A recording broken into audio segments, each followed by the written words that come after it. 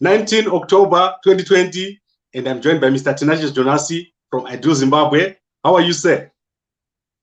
As usual, it's a privilege and honor to be on Kambakwe Media. Fantastic. And I think the pain that our people in Zimbabwe are feeling is getting worse and worse. You saw this weekend, there were by-elections by MDC Alliance of Nelson Chamisa in Kwazana East. What did you think when you saw that? When I saw that, I realized that leaders in Zimbabwe are busy canvassing for votes to be in power, and it's elections all year round. We don't have time to focus on our manifestos, to focus on to improve the lives of people. MDC as a party did an election 2 years ago, and they did quite a number of MPs and councillors in councils and parliament. And through their power, their fight for power again, the fight in MDC has got nothing to do with ideology. It has got nothing to do with the ordinary people. It has got nothing to do with the poverty, with the shortage of cash, of fuel, unemployment. It has got something to do with power. Now, MPs who were in council, in parliament are now recalled. Councillors are recalled. Now there's by-elections again. So we are playing power games in Zimbabwe. Leaders are bloodthirsty of power. While it's ordinary people, the so-called voters are suffering. Okay, so let's try to go into this. Chamisa had 110 MPs and yes, 29 councillors or councils under him. Now he's going to contest back for his seats that were taken illegally through a process that he does not recognize. Does that make sense? Is that not a mistake? Okay. To begin with, I think I would want to believe that Chamisa never had 100 and something MPs, never had 29 councils. We need to institutionalize the party. MDC is an organization, and some people, they subscribe to it through the honor and faith in the legacy of the late icon Morgan Tsvangirai. Some people subscribe to MDC because of its history and its fight for change. So Chamisa became a beneficiary of a product, of a brand which was already worked and created by the late Morgan Tsvangirai. I mean, this is now the test to see how Chamisa can fare. Because let's also not forget that Chamisa became a president of MDC when MDC, as an institution, it had offices, it had assets and money in the political. So he had a well-oiled machinery over any other opposition political leader in Zimbabwe. So there are a lot of dynamics which played favor to his campaign. Now that his funding is almost decimated, and he now is forced to form a new political party, I think then we are going to see how the brand Chamisa is worth in terms of votes and the power ratio. Okay. So let's go back to the question of primary elections. Yeah. If Chamisa is doing primary elections now to select candidates, is he going to contest under MDC Alliance, under a new party? Are these not the issues that he should be dealing with and making his followers understand instead of just going as if there's been no court case, as if there's no fight over the name MDC Alliance? Are these the strategy mistakes that we're seeing now? It's not a strategic mistake. It's a strategy which confesses that the brand Chamisa on its own is naked, is weak. He is hiding behind the brand MDC and the brand Morgan Tsvangirai. The moment he forms his own political outfit, he becomes Chamisa himself. So he did an analysis with his team and realized that the 2.1 or 2.6 or whatever votes they are claiming to million to have garnered, they know that it was through the legacy of Tsvangirai, the legacy of the brand MDC, and so they are scared. They are really scared to stand on their own brand, which doesn't have 3 letters, MD and C. So it's a strategy. It proves that they know that there's cold water, there's a heat wave if they start something from scratch. Okay, but similarly, Thokozani Kupe, Douglas Monzora, they can't win in the same area where Chamisa is contesting. Is it not possible that ZANU-PF will benefit from this split? ZANU-PF is not going to benefit. ZANU-PF has already benefited because remember, there are some people who support MDC with their conscience clear that we need order and discipline and dedication for change to come. We are not counting the Chamisa Chete, choir members and conductors who come rain, come thunder, they froze their mind to follow the wind. But there are some people who have got conscience, who are scared, who are frustrated by the dramas. They don't care who is constitutionally correct, who is constitutionally offside. But the mere fact that the drama and the power contestation is more vital than the lives of people and the change agenda.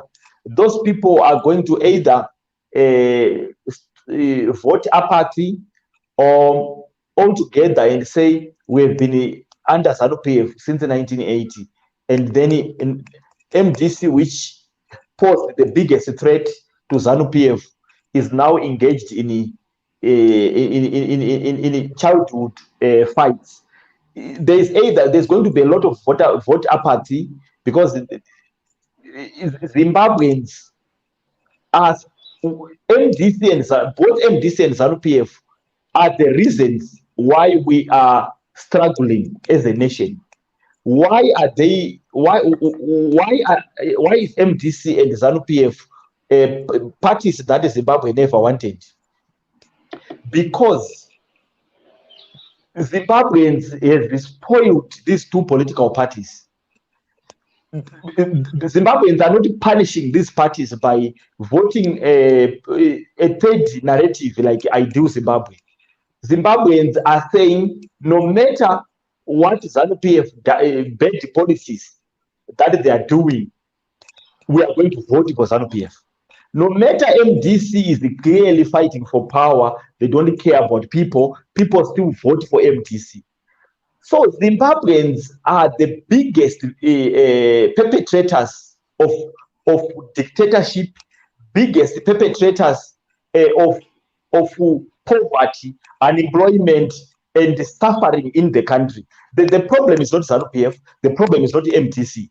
The problem is Zimbabweans who vote for these parties, which these parties have failed year in, year out.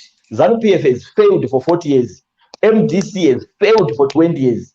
But Zimbabweans are holding on to logos and symbols of failures.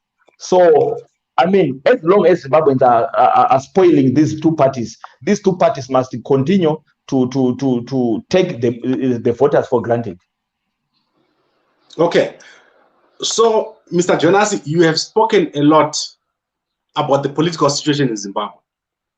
And I want to take you back to some of the things that you've said. One thing that you mentioned was that without the reforms, Chamisa cannot win. You mentioned this way back, I think that was 2019. And you said the problem is Chamisa only talks about reforms just before the elections. And then when the elections happen, they forget about it. They don't make noise about the electoral field. And in fact, they continue to benefit as part of the government. They were in councils, they were in parliament. Then we can go to the issue of the presidency. If someone is contesting for an MP in Kwazana East, what is that in the bigger scheme of things? So let's go back to what Chamisa needs to do now. Is the second most popular person, according to Zek. What should you do now? Chamisa must continue taking his supporters for granted, must continue to take his Zimbabweans for granted, because Zimbabweans, they deserve to be taken for granted, because they vote for a personality, they vote for a character, they don't vote for someone who demonstrates wisdom, because wisdom is the marriage of your desire or your agendas to reality. Chamisa is ignoring reality. As I say, ZANU-PF is guilty of personalizing or personalizing the ruling power. ZANU-PF is now thinking political power in Zimbabwe, it's written ZANU-PF. They don't even know that the Zimbabweans are the custodians and are the game changers in terms of the movement of power. MDC also is too comfortable as the opposition, because they are saying we are the biggest opposition party in Zimbabwe. So we have got two political parties which are who are now mutually coexist. ZANU-PF and MDC are twin brothers. ZANU-PF MDC will never remove ZANU-PF. They are not interested. They run councils, they sell land illegally and they make money. They get money from Jonas. We are removing ZANU-PF. The removal of ZANU-PF and the change mantra it's a tricky to get money from stupid supporters, stupid members, stupid citizens, and donors. And ZANU-PF is also in control of the levers of power. They get tenders, they get this and that. They are not power. So these two political parties are comfortable, and nothing, poverty, unemployment, collapsed healthcare, nothing is going to threaten their comfort. So these parties are going to coexist for the next century. Okay, but let's go to 2023. Without reforms, with the military still in control of the votes at ZEC, with the media in the hands of ZANU-PF, with the violence in the rural areas and food used as a weapon. These are the things that Chamisa was complaining about. And the reason why he doesn't accept the results, it's still the same. And he's not challenging that. He's fighting for Kwazana East. I do not get it. What can we do to make these guys see that they need to deal with reforms? The problem is that people want to create a leader out of Chamisa. When Chamisa is running the Chamisa Chete as a private limited, Zimbabwe Stock Exchange must just list MDC as a private company and list the Chamisa Chete as a law firm, I mean, a law company, or whether as a private, company. These people are making money. Do you think Chamisa's life now is improved greatly? So, what revolution? These guys have been in the revolution for long as MDC, to the point that they've lost the agenda of poor people. The MDC is no longer pro-labor, it's no longer pro-poor. It's a law firm. Chamisa believes in lawyers, slay queens like Fadzai Maere, like Welshman Mube, like Tendai Biti. These are failed politicians. There's no politician in the MDC alliance of Chamisa. There's no politician. This one, Job Sikala. Job Sikala is just someone who should join ZBC, the drama department. He must just act his skills with or make them fall. He doesn't enter. So there's no politician yet in MTC alliance of Chamisa. And then so there's nothing they can do. The problem is that people, they love Chamisa. So they are wishing Chamisa can be a politician. Chamisa can be a strategist. He's not. And you will not. Okay. So we have looked at the issue of reforms. Reforms are not there. But people hope that a miracle is going to happen.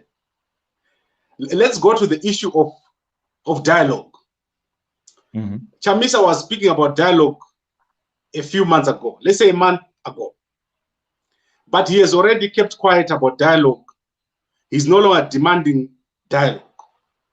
Do you think he easily forgets issues, or he touches different issues and leaves one issue? What needs to be done there? Chamisa is not representing anything. Chamisa is not representing reforms.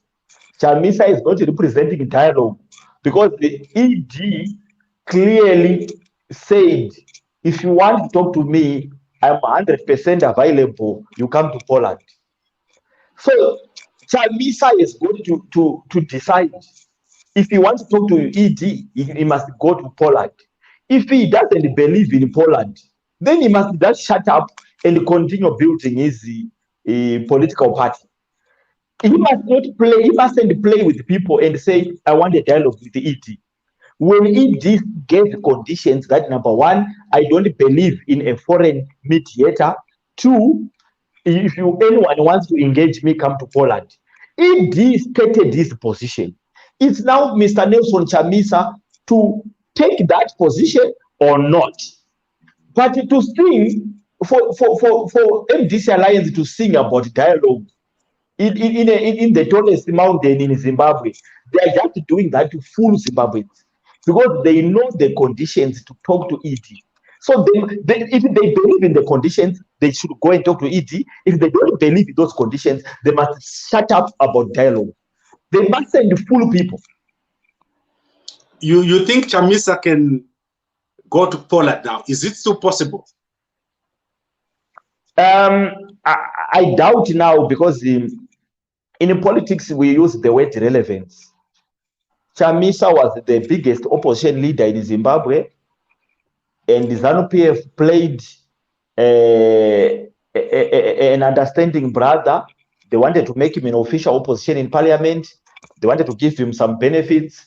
They wanted to give him respect. Chamisa, as we know him, if you want to meet Chamisa, then act like you don't want to meet him, because Chamisa changes positions, goalpost every hour. Secondly, Chamisa is no longer the official opposition. So the position Chamisa was holding is now being held by Dr. Kupe. So I think if there's any meaningful dialogue now, it will be done by, because remember, your value in a country is measured by the influence, the position, and title. So maybe Dr. Kupe, whether people they like her or not, she represents the official opposition right now. So Chamisa, he still needs to form his political party. As far as I'm concerned, Mr. Nelson Chamisa is not a leader of any political party. Okay. So I get you there, and it's painful to me and as to many Zimbabweans. I know we have a lot of MDC supporters who don't get what you're saying, but they will get it. I know it because you've been saying this consistently. If I go back to all the videos that you've done, you've been very consistent on the issue of reforms. And I don't see anyone here on the comments who is going to say, let's go into 2023 without reforms. And there's no way you can get reforms without a dialogue. And at the moment, the only dialogue available is Poland. So if you don't go into Poland, you're going to go into 2023 without reforms. Because those are the things you need to table to say to Mnangagwa, we want reforms. We don't want soldiers in ZEC. We don't want we want the media to be fair. We want the ballot to be properly printed. We want observers from international nations. You know, those things are not yet being done, and they will continue that way until dialogue is done. Now, let's go to Harvest House. Do you think Chamisa is responsible for the youths who are sitting at Harvest House?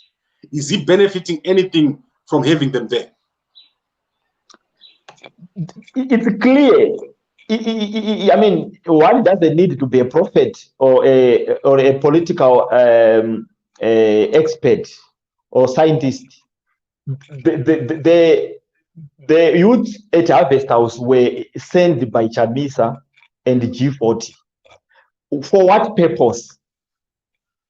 Mr. Nelson Chamisa is realized that by not recognizing, no, he has realized two mistakes, fundamental mistakes, extreme mistakes.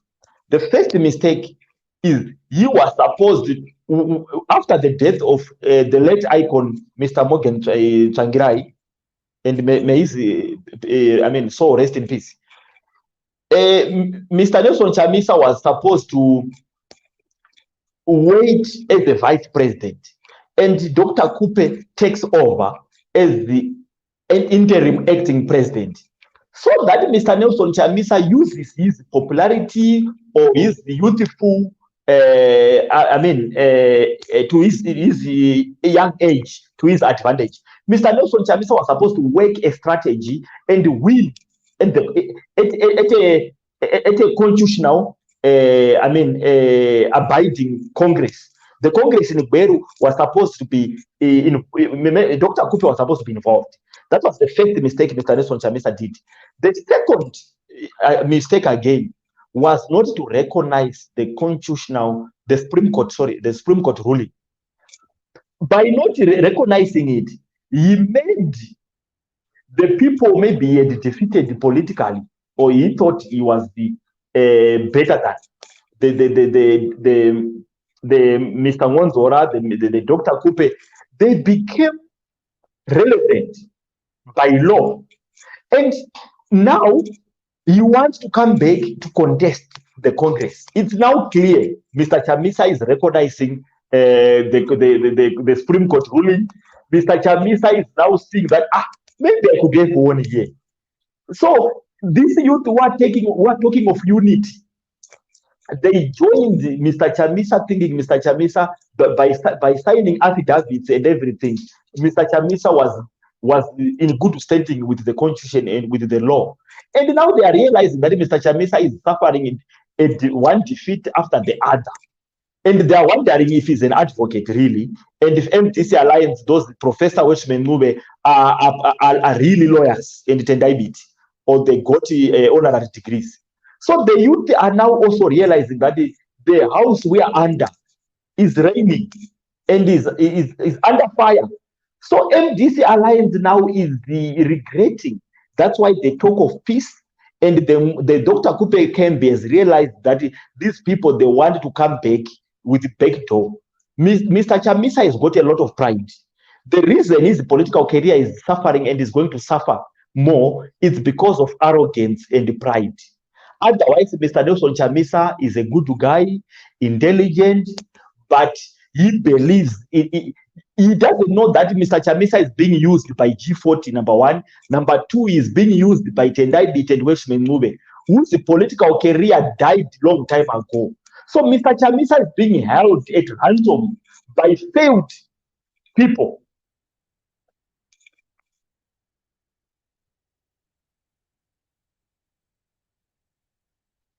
Sorry about that. I think that takes us to the next question. Mr. Jonas, people here are asking me, what happened? Why have you suddenly become so outspoken against Chamisa and so understanding about, let's say, the position of Idi Mnangagwa? Have you sold out? Okay, that's a brilliant, I can call it a revolutionary question. That's a good question. So although I don't know the person who asked for it, but I salute him for that question. And it gives me an opportunity to clarify. Mr. ED or President Emmerson Mnangagwa, he has not just woken up and I see him as a god, as a relevant person. No. But we are fighting in Zimbabwe. I realized one thing. Our politics is too polarized. We are fighting for power. We are not fighting for ordinary suffering Zimbabweans. So if Tinashe Jonas, I don't like ZANU-PF, I don't like ED, what are the realities in Zimbabwe? The reality is that I am brave and I know that. And the person who is asking knows that, Zimbabweans know that I'm very brave. But Zimbabweans, they support MDC and ZANU-PF, what I call binary thinking. If you are not ZANU-PF, you are not MDC, people think is ZANU-PF project. Is ZANU-PF project. So now, Zimbabweans are supporting Dr. Kupe, MDCT, or Mr. Jason Chamisa. They are there. Although me, I know that there's no any change which is going to come. MDC, even if they come all together, they're not going to remove ZANU-PF because they are not interested. They are interested in making money. They are, removing ZANU-PF is not the agenda. And the Zimbabweans love ZANU-PF or MDC. So that's the reality. So if I want to remove ED, I want to remove ZANU-PF. Basically, can I remove them alone? I've done whatever I can try to remove. When you are fighting with a lion or with 5 lions, it's not bravery. That's not a revolution. It's called suicidal. So the same person who is asking me whether I sold out or not, he doesn't have the card of my party. He doesn't support my revolution. He thinks he supports me by watching my videos on Zimbabwe media. I don't have much support. Support is wasted at Chamisa, who is Michael Jackson, a pop star. So that's the reality. I'm not a fool who can fight ED every day and fight ZANU-PF every day alone. And then the next day, I don't have money even for data. I can't even go on the internet. I'm hiding from ZANU-PF. I'm hiding from CIOs. And the same Zimbabweans can't even help me to sponsor me to afford a good security. I don't even have security. Anyone can just grab me in the street and beat me up. Anyone can do anything with me. So is that a revolution? That's not a revolution. So there are a few things here. Number one, to remove ZANU-PF. I can't remove ZANU-PF almost alone. I can't. Zimbabweans are cowards. They support Chamisa because Chamisa is fighting ZANU-PF on social media. So Zimbabweans, they want a leader who fights ZANU-PF on social media. I can't continue with the revolution on social media. Number two, if we can't remove ZANU-PF, then we should engage ZANU-PF. So I'm engaging ZANU-PF. Number three, you can join ZANU-PF if you want. Number four, you can choose to fight ZANU-PF on social media. I'm tired of fighting ZANU-PF on social media. I've chosen option 2, engaging ZANU-PF and engaging any other leader. And the ED is willing to engage me, to engage with the Chamisa, to engage with anyone. Chamisa is wanting to meet ED. Chamisa is on record wanting to talk to ED. And the Zimbabweans, they don't think he's selling out. If ED can agree now and say, Mr. Chamisa, let's meet tomorrow, Zimbabweans won't say Chamisa is selling out. But if Tinashe is now engaging ED or ZANU-PF, Tinashe is selling out. So ED has agreed to engage with me. ED has agreed to engage with Dr. Kupe, any other leader. So I've not sold out, because I'm even willing to meet up with Mr. Nelson Chamisa. I'm willing, but I know my young brother has got arrogance. He thinks there's no opposition leader in Zimbabwe except him, because he got 2-point-something million votes, because he is the most popular. So Chamisa must then dialogue with his popularity and dialogue with his 2-point-whatever million votes. So Chamisa is wasting the support of Zimbabweans.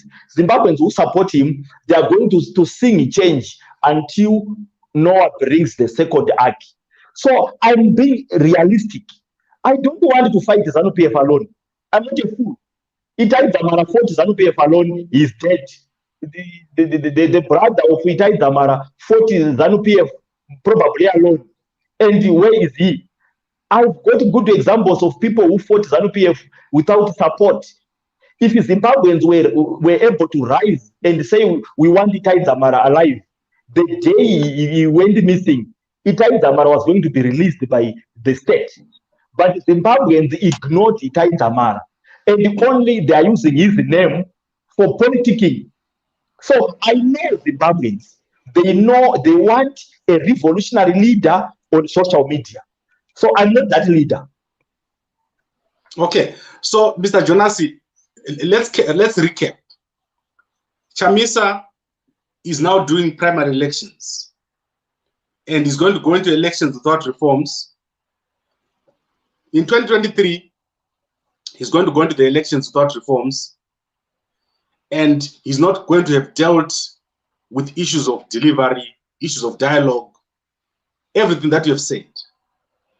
And so you said he must keep doing that. But in 2023, yes, if he loses, what happens then? Chamisa is going to another loss. Chamisa is not going to be the president of Zimbabwe during our lifetime. I can bet with my life, because Chamisa is not interested in being a president of Zimbabwe. You know, he's not interested in reforms. He's not interested in defending. Chamisa promised Zimbabweans that I'm going to defend your vote. Chamisa announced during their anniversary of MDC in Banzura Stadium, where he said, can we defend our vote now? And the masses, his stupid supporters said, can we go to State House now? He asked them, when can we go to State House? His stupid supporters said now. And Chamisa said, no, wait, I'll give you a signal. So his stupid supporters are going to realize one day that they don't have a leader. Chamisa must lead, must run for Kwazana as an MP. And then the standing committee of his alliance must choose a leader. Chamisa, I don't hate him. Chamisa must run for a member of parliament, not for president. Chamisa is the painful truth. Chamisa will never be a president of Zimbabwe because he is not interested in being that. He's not interested. Okay. So what are the options available to a young person? Let's say I'm Zimbabwe and I want to do my business in Zimbabwe. If I continue supporting Chamisa, I'll always be on the run, like you say. So should I join ZANU-PF? Okay, a good question. People must support MDC as a party for the reason of employment. When you want to be a councillor, when you want to be a member of parliament, senator, or a mayor, if your political agenda is to achieve either of these four, support MDC. But if you want change of lives in Zimbabwe, I'm sorry, MDC is a party of people who are greedy, who are selfish, who want money, and who want to change the lives of their families, not the neighbor. So ZANU-PF, on the other hand, ZANU-PF, they've got the privilege of changing lives in Zimbabwe. But what is the problem in ZANU-PF? They are so arrogant that they went to war and they brought freedom. Secondly, ZANU-PF is so comfortable in power because the system favors them. So ZANU-PF is not really, that's why they can wake up and say doctors must go for military training, this and that. ZANU-PF is arrogant with the power, spoiled with the power. So they don't wake up out of the slumber. If you talk, they take you like Uruku Ukura, you are packing. We go to MDC. MDC, they say we are the biggest opposition in Zimbabwe. ZANU-PF is saying this takaitora nehondo. Hakuna chunu chedu. We have got two political parties that are very comfortable, that are on holiday. MDC and ZANU-PF, if I had money, I was going to sponsor them to build their head offices in Victoria Falls, in Dubai, so that when they're in their offices, they can go to the beach and dance and swim. They must be on holiday every day. And every Zimbabwean who supports them must also go on holiday, not to talk of change, not to think of anything. These two political parties are the most beautiful parties which create our poverty. They've got beauty to decorate unemployment, to decorate a collapsed healthcare. They are so good and beautiful to make us suffocate and we won't breathe. Okay, so let's close with this question from More Boys Minutes. He says, what about your party? Are you going to contest in 2023? What is your plan really when it comes to politics in Zimbabwe? You get so many supporters, you get so many people opposite you, you almost have people on both sides. People will say you're saying the truth. If you are to contest in the elections in 2023, what would be your chances? Okay. Number one, let me say this on record. I am contesting, I'm running for presidency in 2023. I'm running. Number two, I'm fielding members of parliament across the country. I'm fielding councillors across the country. So those ones who want to be candidates under my political outfit or our political party, I Do Zimbabwe, please, you need to forward your names. We want candidates, and we want candidates. Let me talk about my chances of 2023. My chances are very high that I'm going to defeat Mr. Nelson Chamisa, Dr. Kupe, and President E.T. Mnangagwa. I think after 2023, I must be the president of Zimbabwe, because surely Zimbabweans are going to wake up to realize I don't have competition. All these mentioned ones, they need to clear my highway to presidency. They've never existed. Okay. And I think, Mr. Jonas, on a serious note, I don't think people know the quality of a candidate. In Zimbabwe, do people even know who they are voting for? Like now, there was a primary election in Kwazana East. Do they know who won? What does it do? Who lost? And what does that person do? Why was he voted? Did he bring a bus full of people? how many people voted for that MP to be a primary candidate. Because once you win MDC primary election, you almost automatically become the candidate. Are people vetting these people who are getting into office?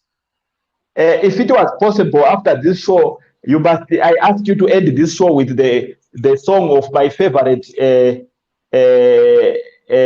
musician, Gaffer for Life, Wingy D, Finu Finu. Zimbabweans must vote for ZANU-PF and MDC until they realize that it's better to vote for a mountain than these two political parties. So I'm not desperate. I'm not in a hurry, and I'm not going to beg for any vote, because if you vote ZANU-PF, it's a wasted vote. If you vote for MDC, it's a wasted vote. Zimbabweans are going to realize they are going to suffer a lot as long as they believe in ZANU-PF and MDC. These two political parties must be combined into one party. Why? Their ideology is the same. Fail every day. Promise, fail. These two parties, to me, their ideology must be called failurism. So I'm not desperate. I know that people think I'm crazy because I'm not supporting ZANU and MDC. There's no political party called ZANU-PF. There's no MDC. These parties, even in heaven, God must have forgotten that there's ZANU-PF and MDC. It's stupid supporters who are helping ZANU-PF and MDC. God, wherever he is, he must on his table. The ZANU-PF and MDC, they're already thrown in dustbins. God knows these two political parties, they represent the suffering of Zimbabweans, the undermining of Zimbabweans. Zimbabweans are intelligent people. But I don't know whether ZANU-PF and MDC are using anointing oil or witchcraft. I don't know why Zimbabweans support these parties which have expired at least 10 years ago. Okay. I think this has been a very interesting discussion, and we agree that the strategy that is being followed by Nelson Chamisa, who was so promising in 2018. You remember how much I supported personally Nelson Chamisa during his campaign. Every night I had a video.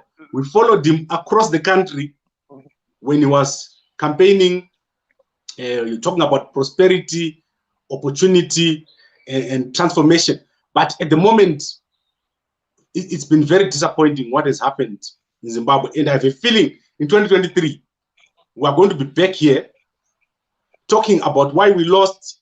ZANU-PF rigged, the military was used, the ballot paper was not printed properly, the voters' roll was wrong, was not audited, the V11s were wrong, the V23s were wrong.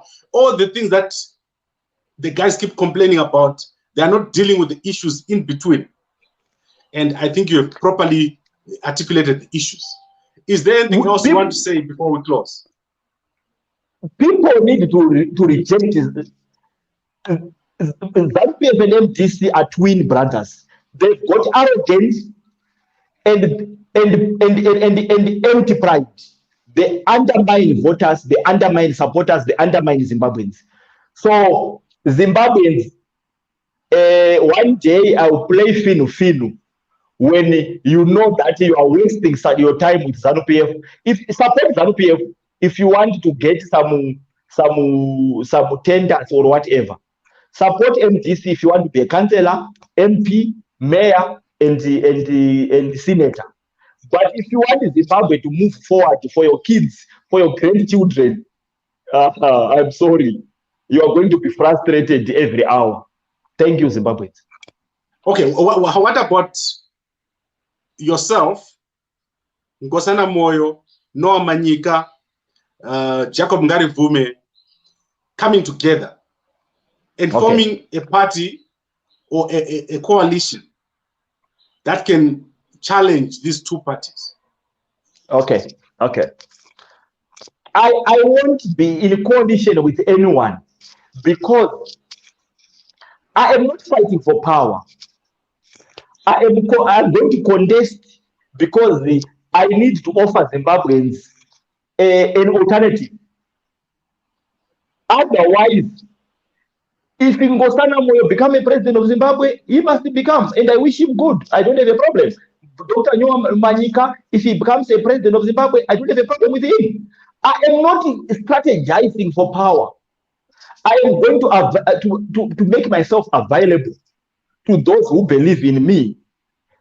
I'm not. It's like I can't lose sleep day and night thinking, how can I become a president of Zimbabwe? No. If I become a president of Zimbabwe, it will be a bonus. It will be a reward from the people of Zimbabwe. I don't need to tell Zimbabweans that no, I am a best candidate. Vote for me. I will never ask for a vote. I will never beg for a vote from anyone. If I get a vote, I must get it because somehow I deserve it. So I don't want any strategic coalitions, alliances. No. Those who want the power, those who are desperate for power, must add their votes to win. I will never join ZANU-PF. I will never join MDC. I will never join Mr. Ngosana Moyo. But I can even attend Mr. Ngosana Moyo or MDC or ZANU-PF rally. I'm a Zimbabwean. I want to engage every leader. If I do a rally in Zimbabwe, I can even call Mr. Nelson Chamisa to come and talk. I can call Mr. President ED to come and talk. I don't have a problem. We are going to build one Zimbabwe. So why must we strategize against each other? I don't want to play power games. I'm not hungry for power. I'm going to make myself available. If Zimbabwe want to vote for me, vote for me. If you don't believe in me, don't. Okay. Mr. Tinashe Jonas, it's been very nice talking to you over the past 45 minutes. And I have you here every Monday. And people ask me, why do I have Mr. Jonas every Monday? We do that. We give a platform for people to speak. We offer that platform to anyone who wants to come and speak. And your voice is going a long way. You are changing the minds of people. And I know that you don't worship a person, just like I don't worship a person. I don't, like when I'm sleeping in my house, I don't say, I'm not waiting for Chamisa to win so that my life can improve. I'm making a plan. Right now, I'm doing things. I'm not waiting for Chamisa to win. And in December, I'll be in Zimbabwe. I want to start doing my things. I don't want to keep running so that Chamisa can win. And I think many people are in that same position. No, Mr. Gabagwe, you forgot to say the arrogant Chamisa. Imagine how you supported Chamisa to over 200 videos through his campaign. But I don't remember seeing you interviewing Chamisa. Chamisa has been visiting South Africa for so many times, but he doesn't have the humility just to sit down with you for an interview. Why? Because he is captured. He's captured by people like I mean, I don't hate gay people, but I mean, but Simbachika Zim is the monopolizing and manipulating his gayism to control Chamisa. I don't think so, Mr. Jonas. I don't think he's gay. Okay. Yeah. Okay. So I think we've had a nice chat. Very interesting, but also very sad. And there are many comments. I ask you, Mr. Jonas, to go and look on WhatsApp, on YouTube, and on Facebook. And thank you very much for joining me, everyone who's on YouTube and Facebook. And Mr. Jonas, we'll see you again on Monday next week. Thank you so much for the honor and the privilege.